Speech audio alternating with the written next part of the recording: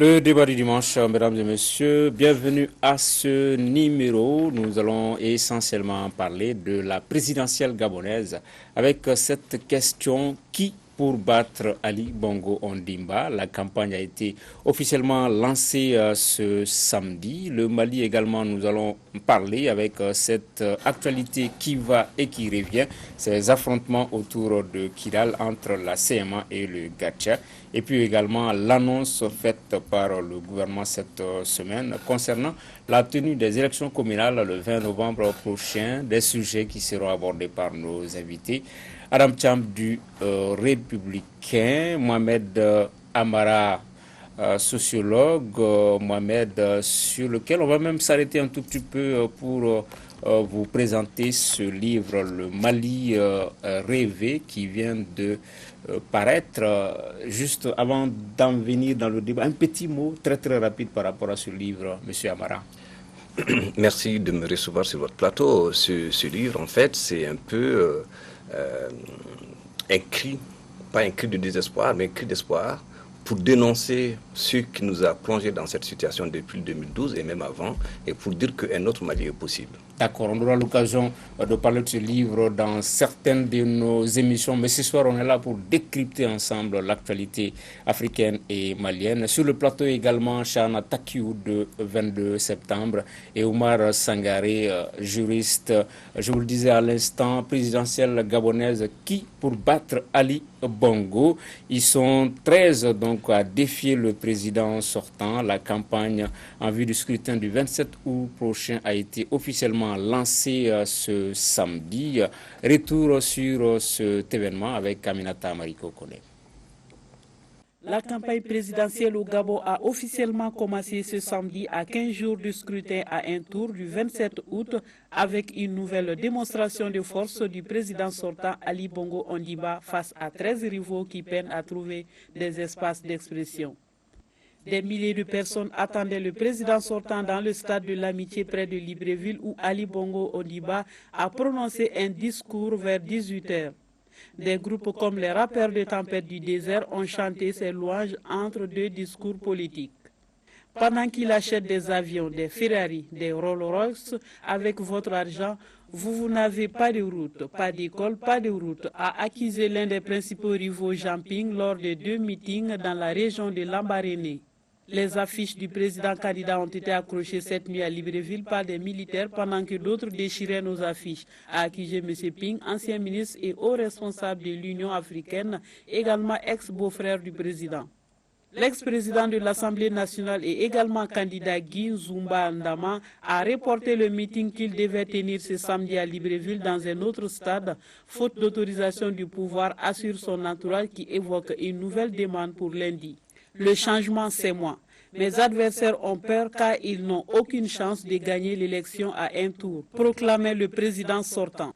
Ses adversaires ont présenté dans la discrétion leur programme, souvent axé sur les réformes constitutionnelles. Un autre rival de poids, l'ex-premier ministre Casimir Oyemba, promet ainsi d'instaurer une élection à 2 tours. D'ici l'élection du 27 août, 628 124 électeurs gabonais sont invités à venir retirer leur carte électorale dans ce petit État francophone d'Afrique centrale, producteur de pétrole. Oumar Sangaré, présidentielle gabonaise du 27 août prochain, elle vous inspire quoi déjà? Qu'est-ce que vous en pensez?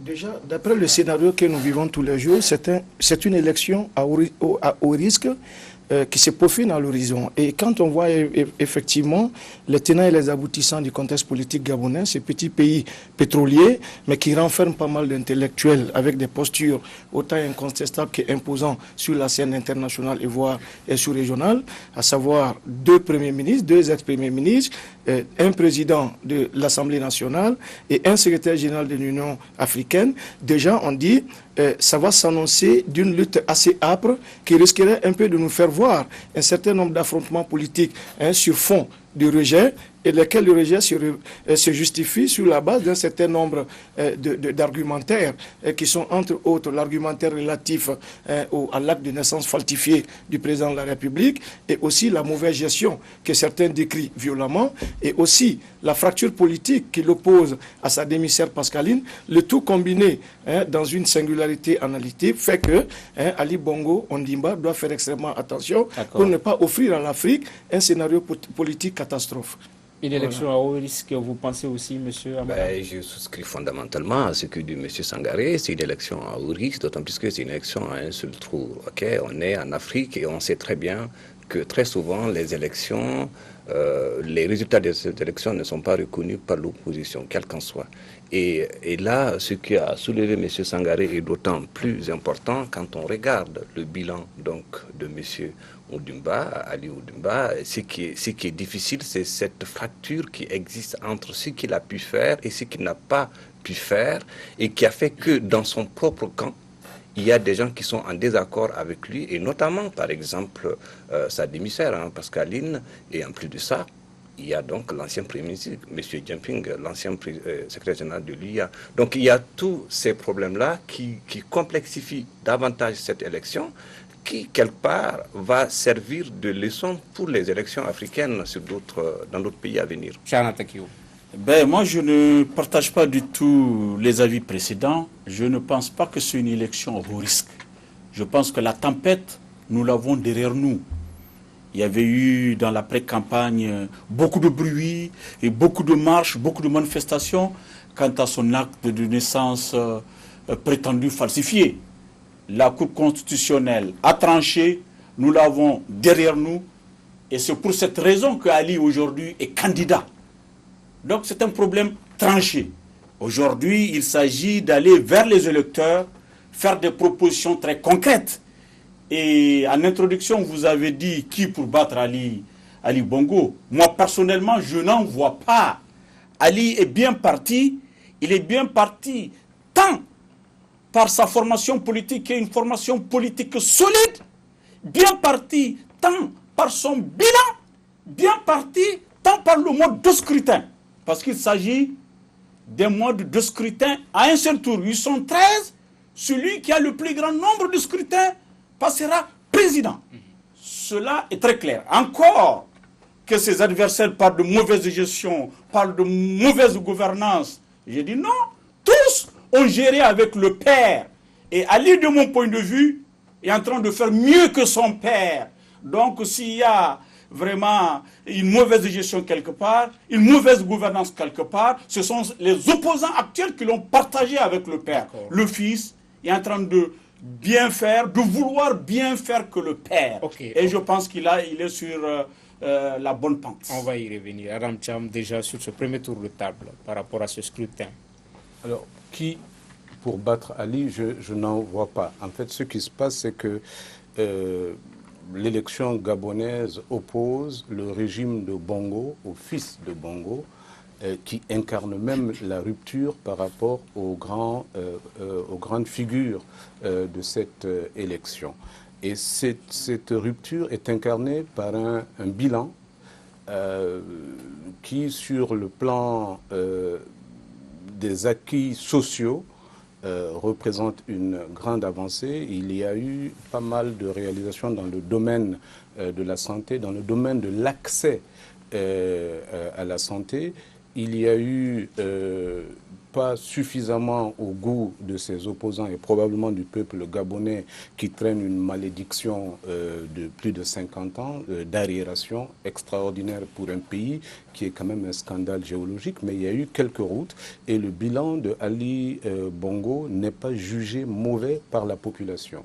Et c'est d'ailleurs peut-être pourquoi son opposition s'est surtout appesantie sur son statut entre guillemets d'étranger, parce qu'on dit qu'il est né au Biafra. Et le plus curieux, ce n'est même pas que l'opposition gabonaise prenne ça comme cheval de bataille, mais que la France, les médias français et tous les médias français s'en donnent à cœur joie, comme si il est possible effectivement que la Cour constitutionnelle, se ravisant que Ali Bongo n'était pas gabonais à la première élection, invalide sa candidature cette fois-ci. Ça sort de... Oui. Ok, d'accord. Ok, Mbara, ensuite Sangaré, oui. Oui, je comprends parfaitement ce que vous dites. Ça, on est dans une lecture à la fois juridique, donc la Cour constitutionnelle a donné son avis là-dessus, et aussi une lecture qui est une lecture médiatique. Moi, j'ai dit, ok, Ali Bongo a fait un travail, mais j'ai discuté avec un collègue gabonais, pas plus tard qu'hier, qui me disait tout simplement que la difficulté aujourd'hui pour les Gabonais, c'est un peu cet écart qui s'est creusé entre le peuple et l'élite politique. C'est-à-dire la question des inégalités sociales et économiques, c'est davantage creusé. Et c'est ça qui pose problème. Certes, c'est les mêmes gens, c'est la même bande, c'est la même clique. Mais de son point de vue, le risque de cette élection qui va donc s'agrandir par tous les discours médiatiques autour donc, de ce papier-là, autour de ses liens avec sa sœur, etc., va faire en sorte que si les résultats ne sont pas reconnus le 27 août, ce qu'on va avoir un mouvement social. Ok. On aurait, je dis bien, un mouvement social. D'accord. Omar Sangaré, la campagne et même la pré-campagne ont été dominées par ce débat un peu malsain sur la nationalité ou pas de Ali Bongo Ondimba. Est-ce que la question ne devrait pas être focalisée sur son bilan? Qu'est-ce qu'il a fait? Qu'est-ce qu'il a reçu? Qu'est-ce qu'il n'a pas fait? Que de remettre encore sur le tapis cette question autour de la nationalité. Déjà qu'il a déjà fait 7 ans, il a déjà fait un premier mandat. Est-ce qu'il faudrait encore revenir sur ce débat-là? Moi, je pense que je ne vais pas me lancer un peu dans un débat à connotation contradictoire vis-à-vis de ces gens-là, mais réellement, moi, je ne me réfère pas non plus aux propos avancés par les différents aspirants à la présidence, mais quand on voit un peu le fond de la gestion politique de Ali Bongo, on a l'impression effectivement que c'est une ambiguïté totale qui s'installe autour de ce bilan. Ce petit pays pétroliers qui aspirent à un certain niveau de développement et qui auraient dû l'atteindre avec la rupture qu'ils ont évoquée ça et là, mais qui nécessairement n'est pas visible dans la pratique politique de Bongo. Mais aussi quand on regarde un peu la conduite même du régime Bongo, Ali Bongo, nouvelle version Bongo, on a l'impression que réellement il y a eu un certain écart qui s'est creusé au sein même de son propre rang politique, à savoir le PDG, et le RPG, disons, et que véritablement, Ali n'est pas l'incarnation de la bonne droiture en matière de gestion, compris. Et vous parlez aussi de l'éclaircissement au sujet de son identité personnelle. Par rapport à la légitimité de la postérité Bongo, la question mérite d'être posée. Parce que ce n'est pas les opposants qui avancent cette idée fallacieuse, mais c'est la Constitution dans sa posture d'ordonnancement juridique la plus suprême qui établit les données d'exclusion sur base de non-appartenance aux Gabonais authentiques. Et la Constitution en impose véritablement l'exclusion de Bongo si, tant et si bien, n'est-ce pas, il venait à être avéré que cet acte de naissance a été falsifié. D'accord, donc Chara Taku, il ne faudrait même pas s'inquiéter par rapport à cette fissure qu'il y a eu au sein du PDG même, puisqu'on a vu le départ du président de l'Assemblée nationale, Guy Badama Zinda, et avant lui, c'était Jean Eyengendong, c'était bien d'autres. Il y a à peu près 3 ou 4 anciens du Parti démocratique gabonais, le parti de Ali Bongo Ondimba. Ça traduit un peu un certain aspect disparate des choses au sein même de cette formation politique au pouvoir. Je ne crois pas. Nous sommes dans un système politique partisan. Partout, hein. Même au Mali, vous allez voir à la veille des élections, il y aura une ébullition. C'est tout à fait normal. C'est la marche normale d'une démocratie qu'au sein du parti au pouvoir, qu'il y ait cette ébullition, que certains quittent le parti majoritaire pour former une autre formation politique pour des ambitions hautement personnelles. Cela est tout à fait normal, M. Tangara. Et encore une fois de plus, je dis, le débat concernant sa nationalité, c'est terminé. C'est terminé. C'est terminé. Politiquement, juridiquement, nous n'avons plus le droit d'en parler ou d'évoquer ça comme tel problème. Nous l'avons derrière nous. La Cour constitutionnelle a tranché. Maintenant, il faut attendre le peuple gabonais qui sera interrogé bientôt pour donner son verdict. Okay. J'ai dit, nous sommes en Afrique.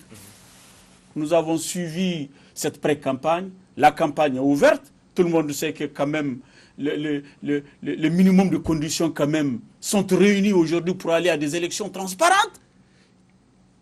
Et le résultat qui sortira de ce scrutin, de mon point de vue, ce résultat doit être accepté par tout le monde. Okay. Même s'il y aura des mauvais perdants, cela, encore une fois de plus, M. Maïga, vraiment ne perturberait pas, de mon point de vue, vraiment la situation politique gabonaise. Ok, Chana Taku. Aram Thiam, avec tout le respect qu'on doit au challenger de Ali Bongo Ondimba, est-ce qu'on peut dire qu'ils ne font pas le poids par rapport au scrutin de 2016, tant est qu'en 2009, c'était plus facile de battre Ali Bongo Ondimba avec des opposants charismatiques comme Pierre Mamboudou, comme André Mbaobam. Est-ce que ce n'était pas plus facile de battre Ali en 2009 que cette année, avec ces candidats disparates, une opposition un peu où il n'y a pas de cohésion, désunie? Sans aucun doute. D'ailleurs, en 2009, la victoire de Ali était une victoire controversée. Il a été installé entre les barricades. En 2016, c'est un président crédité d'un certain bilan qui a le levier du pouvoir qui se représente. Ce qu'il y a eu comme mouvement au sein de son parti est une décantation normale. Je suis d'accord là-dessus avec Chana. Mais l'enjeu de l'élection de 2016 n'est pas tant la victoire de Ali Bongo que de ce qu'il va faire de cette victoire. Parce que n'oublions pas que le Gabon est quand même un scandale géologique, un des États les plus riches de la planète, mais un État qui était dans une situation presque pré-industrielle, et il a été mis dans cette situation par le père de Ali Bongo. Et c'est ce qui explique d'ailleurs un peu l'embarras de Ali Bongo lorsqu'il présente le plan du Gabon émergent. Il ne pousse pas très loin le diagnostic et le réquisitoire parce que, en fait, c'est son père qui est d'abord incriminé et même un peu lui-même parce qu'il a été aux affaires à ce moment-là. Mais il y a un aspect de cette élection qui ne doit pas nous échapper. C'est qu'à travers la confrontation entre Ali Bongo et ses adversaires, tu as une confrontation entre le nouveau Gabon, la nouvelle doctrine de Ali Bongo et celle de la France. Parce que vous n'êtes pas sans savoir que Ali Bongo a préféré effectivement mettre ses billes du côté de la Chine, et cela crée effectivement un mouvement de panique et de colère en France. Et c'est ce qui explique, à mon avis, cette campagne rocambolesque sur son origine biafraise.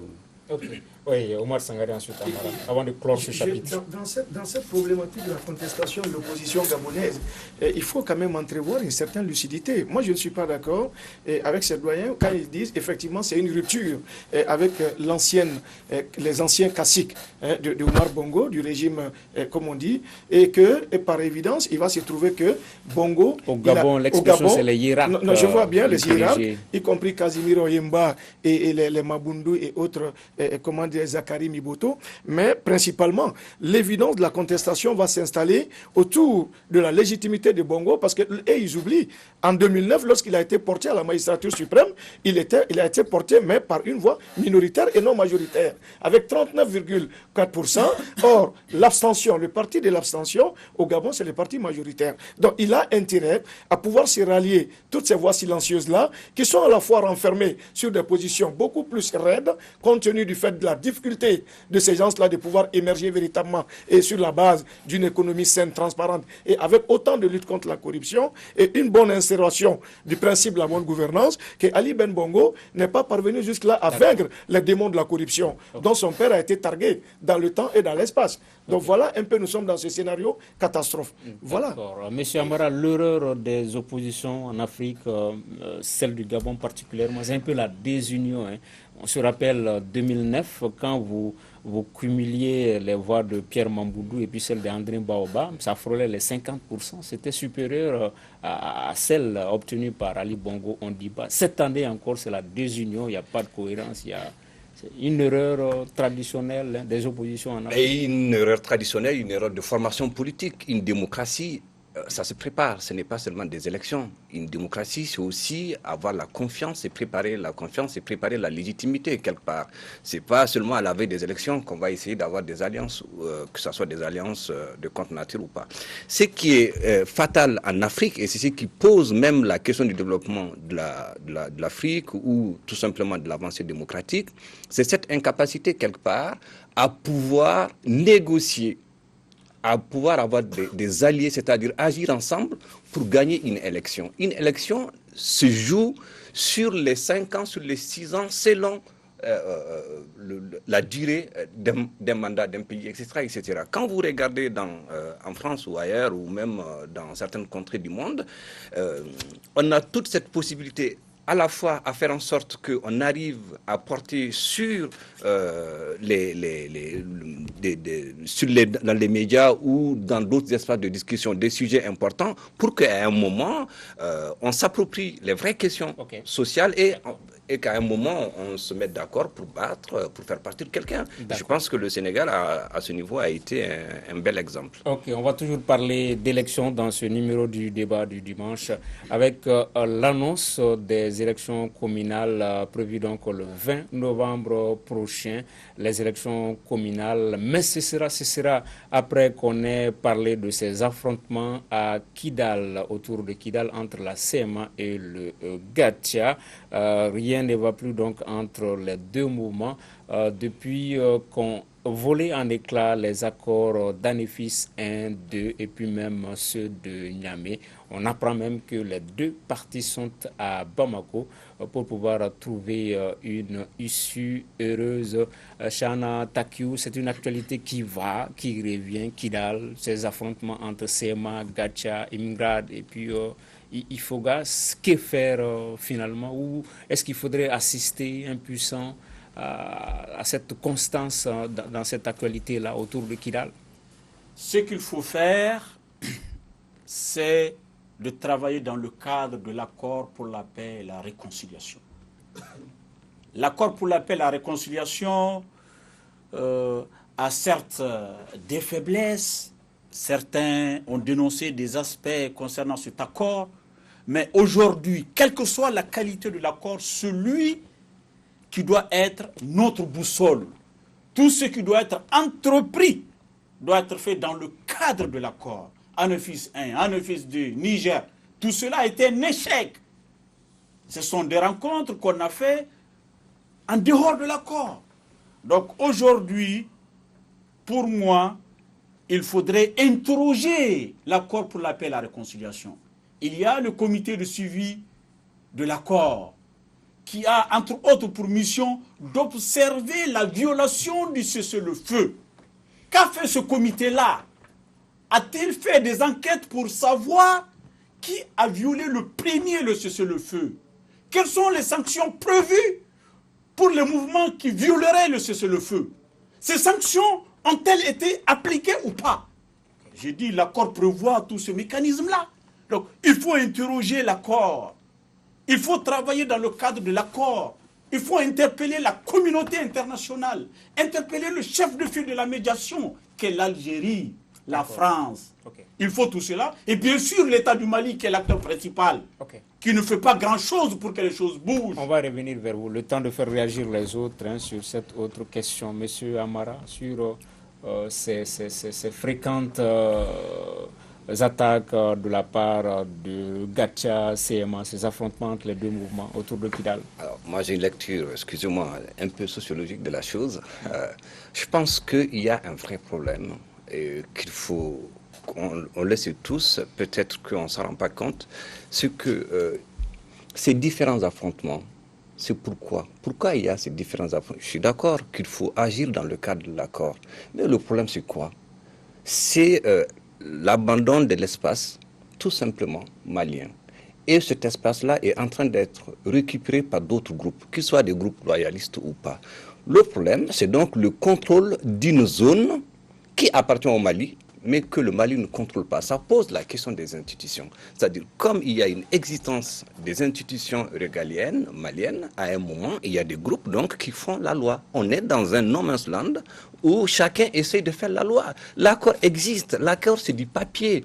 il faut arriver à traduire cet accord. Traduire l'accord suppose la mise en place, tout simplement, des différentes institutions prévues dans le cadre de l'accord. Et ça, ce n'est pas possible tant que le Mali n'est pas... En tout cas, ce serait difficile de le mettre en place tant que le Mali n'est pas présent à Kidal. Et je termine juste en disant que pour arriver à atténuer cela, je pense qu'il faut qu'on arrive à articuler à la fois le développement et la sécurité. Ce n'est pas possible d'avoir des institutions qui marchent s'il y a de l'insécurité.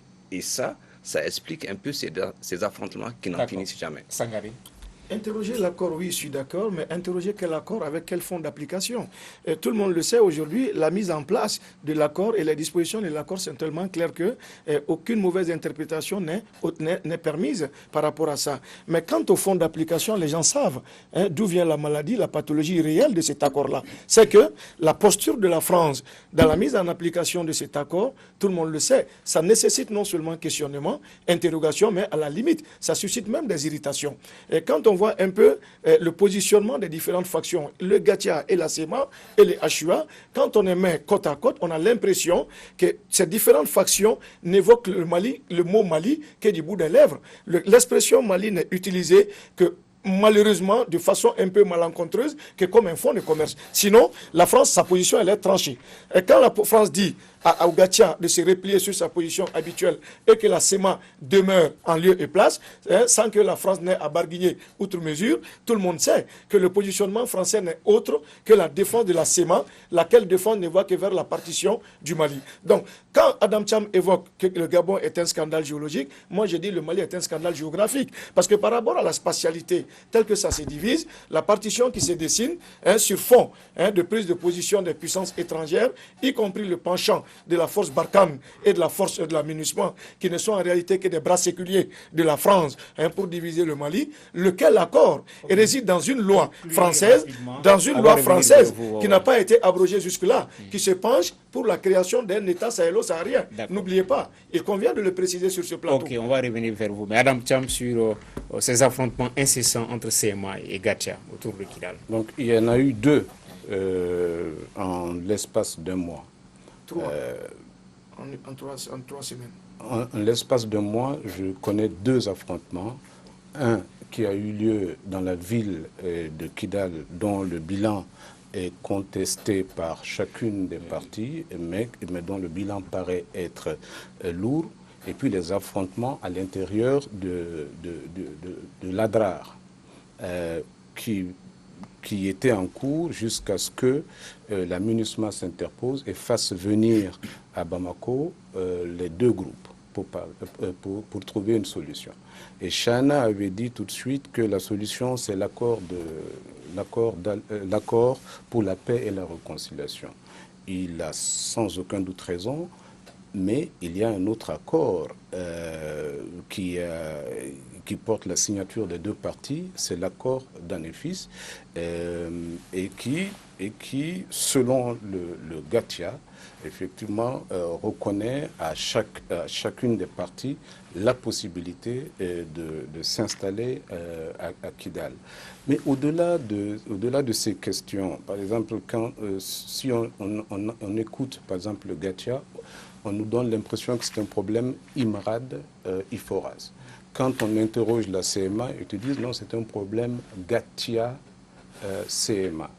Et ils te disent que 60% de l'effectif du HCUA, ce sont les IMRAD.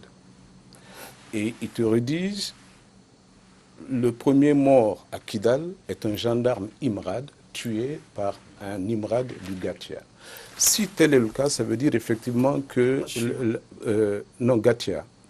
Ça veut dire donc qu'il n'y a pas, comme nous pouvons le craindre, une guerre tribale. Si tel est le cas. Parce que c'est ça la grande crainte. Non, le second problème, c'est l'attitude de l'État malien. L'État malien s'est jusqu'à présent contenté d'un communiqué appelant les partis à la retenue comme si Kidal était situé hors du Mali. Or, l'accord rétablit les droits du Mali sur Kidal. Est-ce qu'on ne peut pas trouver une autre solution, une autre démarche, peut-être des bons offices de médiation de la société civile ou autres pour s'interposer entre les deux, au lieu de laisser de sous-traiter simplement le règlement de la question de Kidal à la seule communauté internationale? Okay. Est-ce que ces appels un peu d'impuissance de l'État malien ne traduisent pas le fait que c'est comme si le gouvernement a signé ces accords avec les insignifiants du Nord? Les insignifiants du Nord, l'accord a été signé, mais malgré tout, sur le terrain, il y a des affrontements. Sur le terrain, ce n'est pas aussi pacifié. Est-ce qu'on a signé avec le bon partenaire? Je pense que oui. On a signé avec les bons partenaires, même si les terroristes continuent avec le groupe d'Iyad Agali. Vraiment, je pense que ceux avec lesquels l'État a signé étaient à l'époque vraiment les mouvements armés qui criaient l'insécurité dans la zone. Mais M. Tcham, je pense qu'on serait passé à côté si vraiment dans les affrontements qui se passent à Kidal, on enlèverait à ces affrontements une guerre communautaire ou tribale. Ça serait une très grave erreur.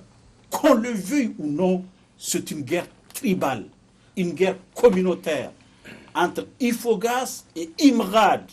Entre Ifogas et Imrad. C'est vraiment une guerre tribale. Et aujourd'hui, toutes les parties sont à Bamako à la demande, semble-t-il, selon mes informations, du haut représentant de l'État, Djagouraga. Ils sont tous là et il semble qu'ils ont été reçus individuellement par le président de la République en attendant que le haut représentant de l'État entre en jeu pour une médiation. Il s'agirait de quelle médiation? Je n'en sais rien. Mais ce qui est sûr, nous sommes dans une guerre tribale, une guerre communautaire. Et le secrétaire général du Gacha l'avait dit dans un communiqué. Mais c'est le Gacha qui dit ça. Oui, le Gacha dit que c'est un problème entre Imagad et Iforas. D'accord. Et Agbibi également, que j'ai rencontré l'autre jour à l'Assemblée nationale, a clairement dit que nos frères Imagad ne peuvent pas rentrer à Kidal avec la force. Il faut qu'ils reviennent à la raison. Ok. Est-ce que, encore une fois de plus, il faudrait intégrer cet aspect-là. C'est une guerre ethnique, une guerre communautaire entre Imrad et Iforas. J'aimerais que nous bannissions sur ce plateau-là cette confusion de vocabulaire. Par exemple, quand les gens parlent que le Gatia, c'est une force pro-gouvernementale, la SEMA, c'est une ex-rébellion, moi je dis c'est faux. C'est-à-dire, le dénominateur commun à ces deux groupes-là, c'est que c'est des factions rebelles qui le sont et qui le demeurent, et qui sont anti-Mali, les deux, dans leur facture. Et aussi, je reviendrai sur l'explication qu'a donnée les deux précédents intervenants pour vous dire effectivement que pour clarifier... Oumar revient dans l'actualité. C'est que pour clarifier le débat, moi je dis que ce conflit qui oppose le Gatia à la CEMA peut s'interpréter sur deux volets. Par exemple, il y a ce qu'on appelle l'aspect conjoncturel et l'aspect structurel. L'aspect conjoncturel, c'est la cogestion de la ville de Kidal sur base de gestion ordonnée des checkpoints et aussi des partages des revenus qui sont générés par ces checkpoints-là. Et deuxième chose, je reviens aussi à l'explication de Chana pour reprendre ça à mon compte en disant qu'effectivement c'est à connotation ethnique. Donc la forte ethnicité qui oppose les Ifogas aux Imgat est une évidence qui revient un peu dans le débat et l'affrontement est articulé autour de cette notion dure et inacceptable qui fait que la majorité de la population kidaloise constituée des Imgat n'ont pas droit d'accès à leur propre terre. Moi je pense que c'est déplorable. Monsieur Amara, les deux parties sont là à Bamako, je crois, pour la 10e fois, sinon la 15e fois, on ne sait même plus le nombre. Qu'est-ce que ça va changer? À chaque fois, ça n'a jamais marché. Est-ce qu'il ne faudrait pas changer de stratégie? Ça peut être quoi, finalement? Moi, je pense qu'il faut regarder les choses en face. Okay? On est en transition. C'est-à-dire qu'il y a une mutation structurelle qui est en train de s'opérer. J'en ai parlé de guerre tribale, je ne pense pas. Je pense qu'on est dans une ethno-territorialisation, c'est-à-dire une gestion de l'espace par certaines fractions, mais qui se mélangent. Il n'y a pas de frontières. Les frontières sont poreuses à ce niveau. C'est vraiment important. Par contre, c'est ça qui est intéressant en termes de stratégie. C'est la question que vous posez, M. Tangara. C'est de voir aujourd'hui, l'État malien, les institutions maliennes, comment faire pour qu'aujourd'hui, ces différents groupes avec lesquels des accords ont été signés puissent en tout cas dialoguer pour construire ou co-construire le Mali. C'est ça qui est intéressant. Il ne faut pas, et c'est ce que je trouve un peu dommage, que quelque part, on a laissé la gestion d'une partie du territoire entre les mains d'un certain nombre de personnes et ça fait un effet boomerang. Ça nous revient dessus et c'est dommage. Aujourd'hui, il faut, je pense que c'est vraiment fondamental, et tout le monde le sait, mais il faut que l'État malien reprenne la main. C'est vraiment important. Madame Thiam, est-ce qu'il faut attendre quelque chose de cette énième tentative de médiation entre les deux parties? Est-ce qu'on va trouver un autre accord entre les deux parties, cette fois-ci dans l'accord pour la paix et la réconciliation? Encore une fois. J'aimerais bien pouvoir répondre, mais je n'ai pas la boule de cristal. Je crois qu'on ne sait pas ce que l'avenir réserve à cette partie du Mali. Et ça peut même dépasser cette partie du Mali. On est en tout cas dans l'œil du cyclone.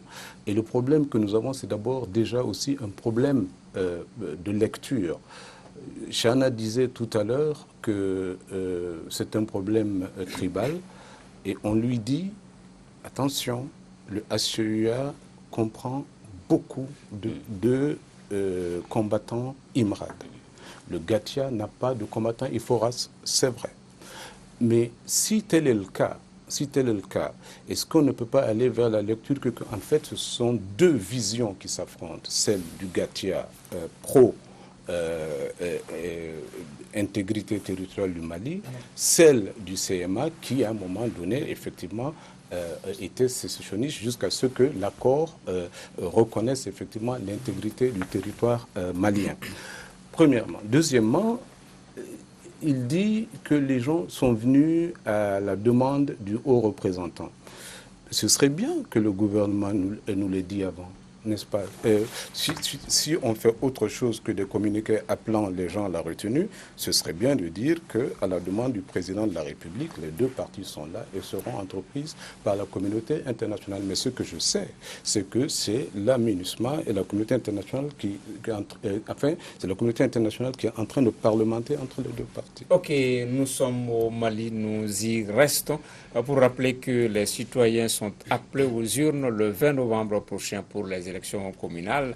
L'annonce a été faite mercredi dernier à l'issue du Conseil des ministres. Justement, Oumar Sangaré, faut-il tenir ces communales-là dans ce contexte au moment où une partie du territoire est occupée, où ni l'armée ni l'administration malienne n'ont accès? Faut-il tenir ce scrutin dans ces conditions-là, dans ce contexte? Bon, là aussi, on est dans deux visions différentes. Soit on est d'accord pour qu'une démocratie véritable s'établisse, ou on est soit avec une pratique démocratique défectueuse. Si la démocratie doit s'appliquer dans toute sa plénitude, moi je pense que le fait d'ordonner l'organisation de cette élection municipale est normal.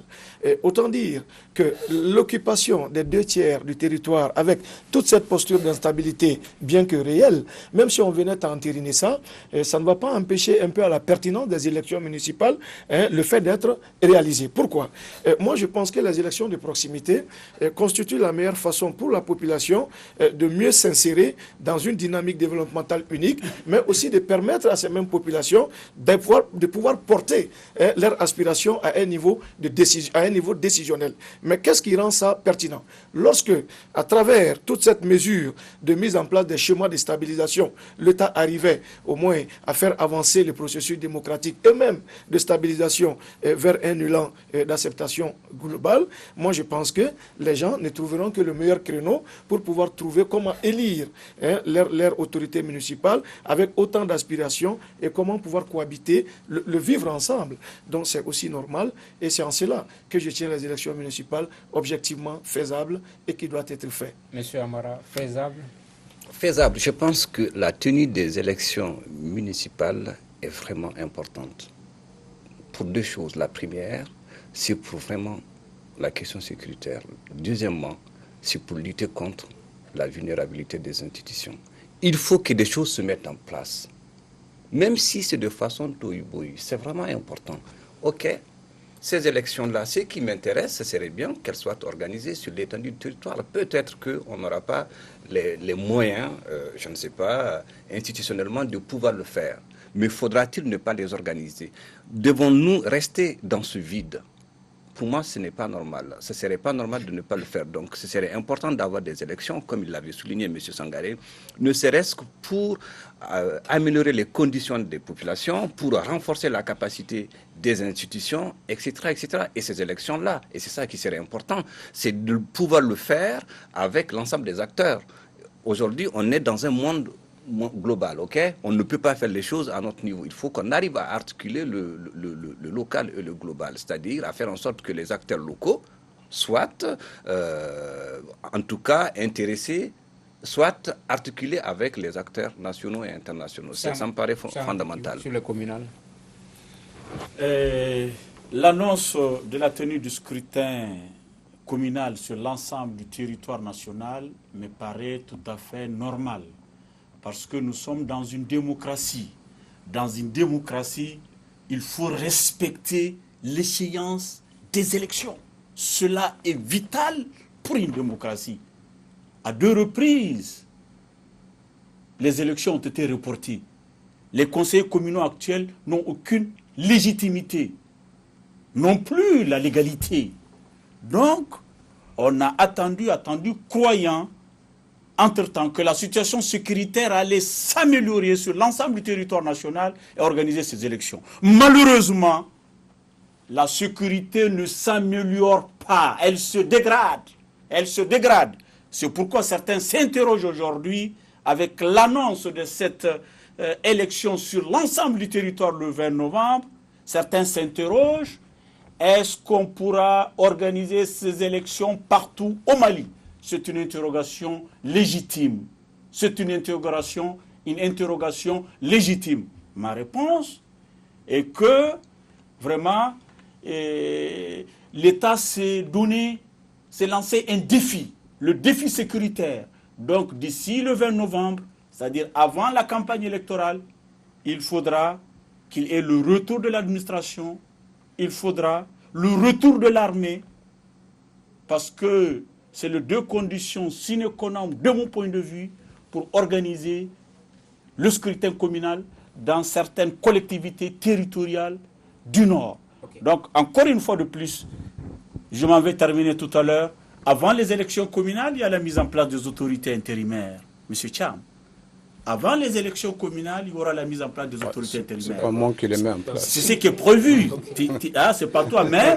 Donc, c'est pour vous dire que si l'État arriver à mettre en place ces autorités intérimaires, donc l'État irait avec l'administration, avec l'armée, avec la sécurité, ce qui pourrait permettre d'organiser le scrutin sur l'ensemble du territoire national. Okay, mais si, encore, je termine l'hypothèse, une hypothèse, l'antithèse. Le cas contraire. Vous allez me dire que je vous ai arraché la parole. Ok, terminé. Oui, le cas contraire, c'est le cas contraire. Les élections communales seront organisées dans certaines communes et dans d'autres, en raison de la sécurité, il n'y aura pas d'élection. Madame Cham, sur la question. Il y a eu 2 reports de ces communales. La question que je pose, est-ce que les raisons qui expliquaient ces reports-là ont évolué? Et parmi les raisons, on avait dit effectivement que l'accord pour l'appel à réconciliation avait des implications sur les communales et que ces implications-là ne peuvent être prises en charge que par une harmonisation de la Constitution. Depuis, effectivement, une commission de réforme de la Constitution a été mise en place.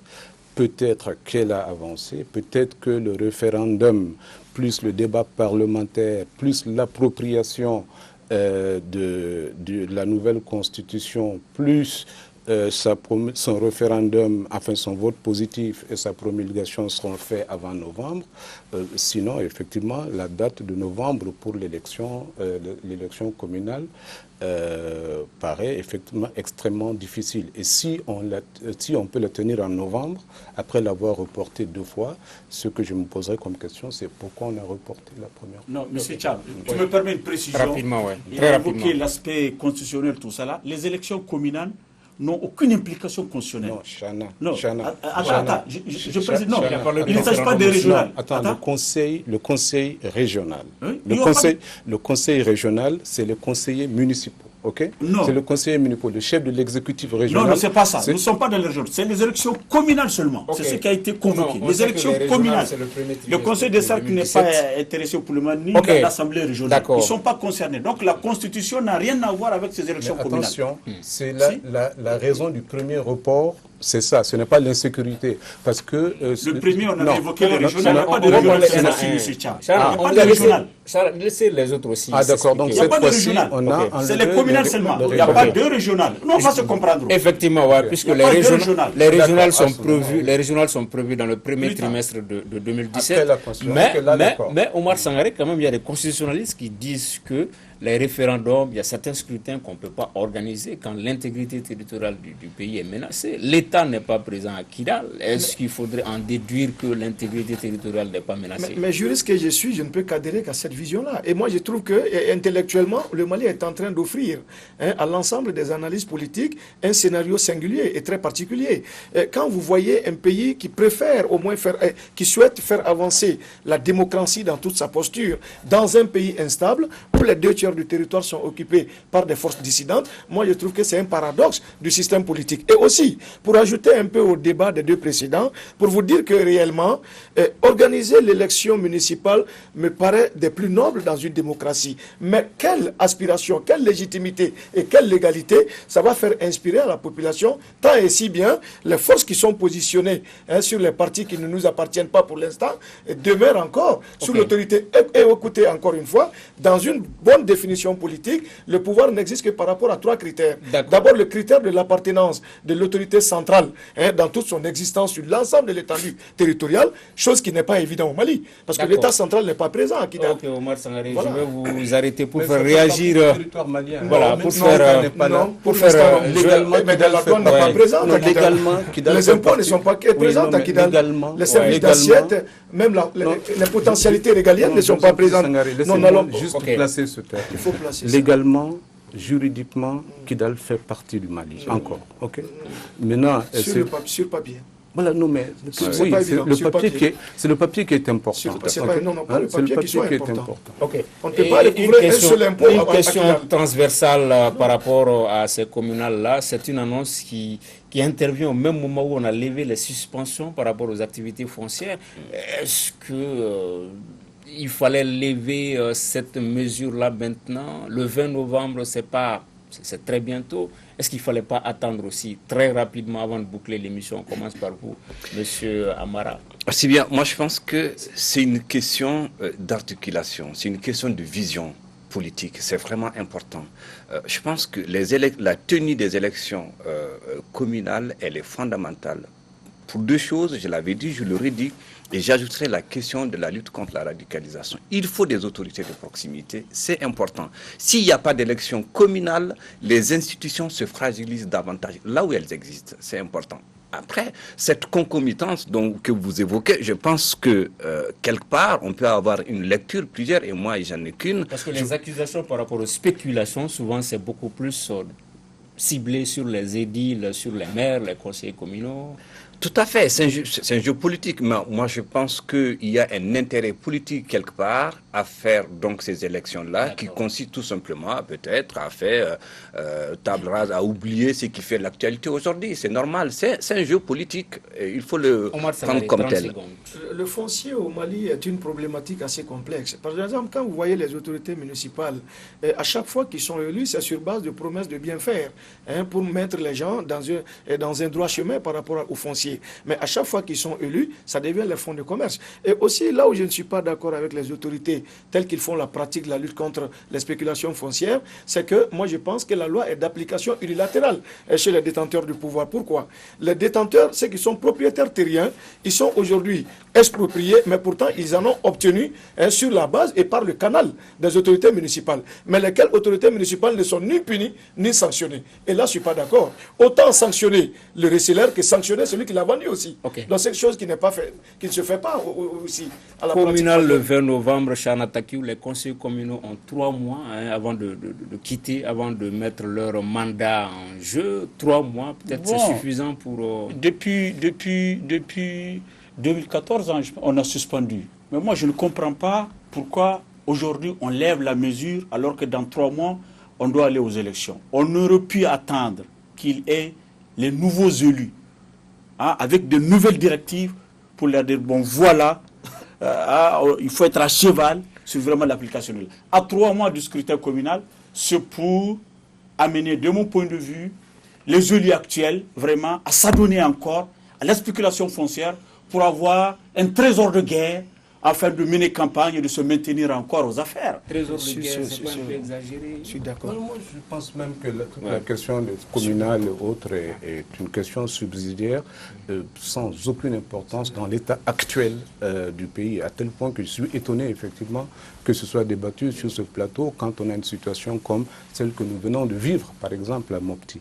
Maintenant, j'ai pas d'avis. Moi, je connais pas le truc du foncier. Je sais simplement qu'il ne faut pas penser que le foncier sera le seul membre sain d'un corps qui est gangréné. Si ça ne va pas à l'école, ça ne va pas à la santé, ça ne va pas au gouvernement, ça ne va pas dans l'armée, ça ne va pas ailleurs, ça n'ira pas bien dans le foncier. Il faut un système d'intégrité publique devant lequel, effectivement, l'État pour lequel l'État est très rigoureux et où il n'y a pas d'impunité. Voilà, et sur ce que prend fin ce numéro du débat du dimanche. Merci de l'avoir suivi. Nos invités étaient Adam Cham du Républicain, Mohamed Amara, sociologue qui vient de publier Le Mali rêvé, disponible à la librairie Ba. Voilà, à la librairie Ba au Grand Hôtel de Bamako. Toutes les nouvelles sorties, c'est à la librairie Ba. Chara Takuyou de 22 septembre et puis Omar Sangaré, juriste. Merci de l'avoir suivi. À dimanche prochain pour un autre débat sur Africa Télévision.